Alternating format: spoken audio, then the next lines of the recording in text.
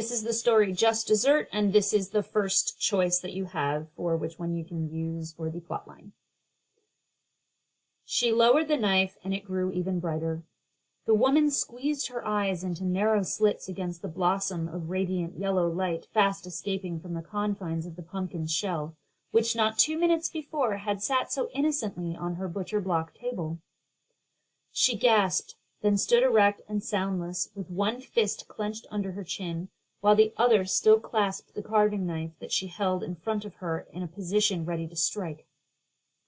Her breathing halted, and her eyes widened, the eyebrows arched higher and her pupils elongated as they consumed light illuminating from the most impossible place she could imagine.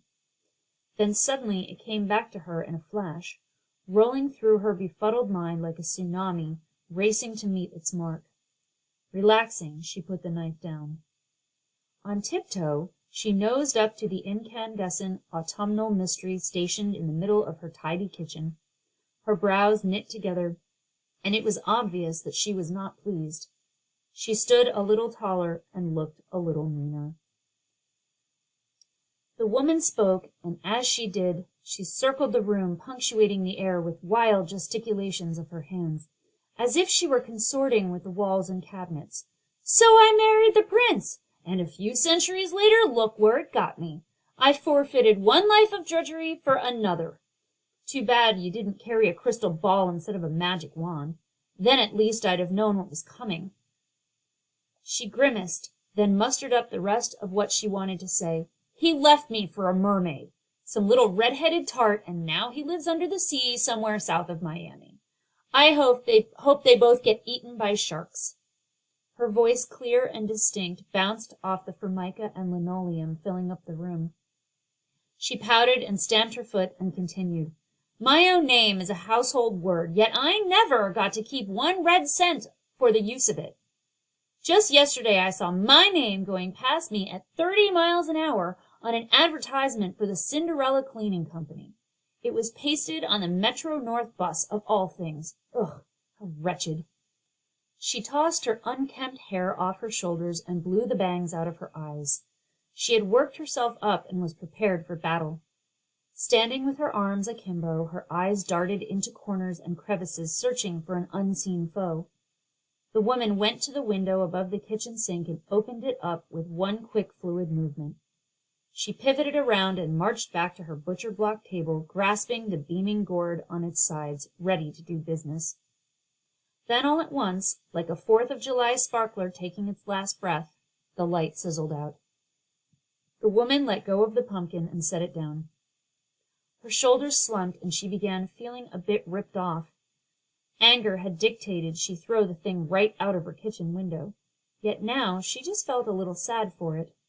Instead, she carried it over to the trash bin and unceremoniously buried it under yesterday's newspaper and a few empty soup cans. Then, as if out of nowhere, a second miracle appeared right before her eyes in her spotless kitchen. First, an audible pop exploded like a cork escaping from the neck of a champagne bottle. The sound of it resounded mightily in her ears. Next, a woman, looking to be a decade or two past middle-aged, materialized out the thin air. She was rouged, powdered, wigged, and dressed most disreputable in sheaves of baby blue tulle and taffeta. She was announcing herself while effecting a polite curtsy only a handful of steps away. When she was done kowtowing, she unfolded, pulling herself up even again, and spoke.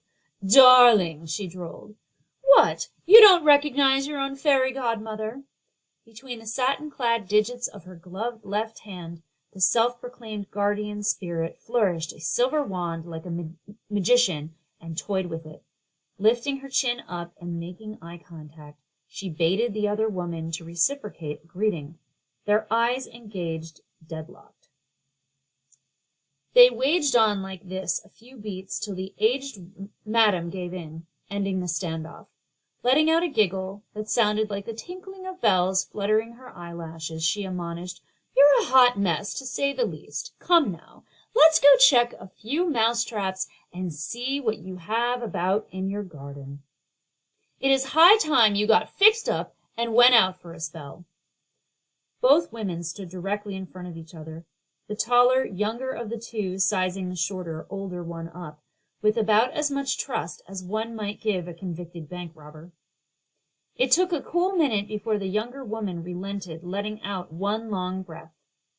Then she fervently stated, okay, I'll do it. But this time, I don't want to be home by midnight. And I don't want glass slippers. I want a pair of Manolo Blahniks.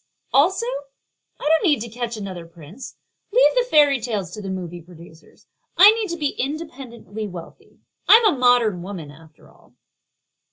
Then an idea sparked in her head, and the thought of it twisted her expression sardonically.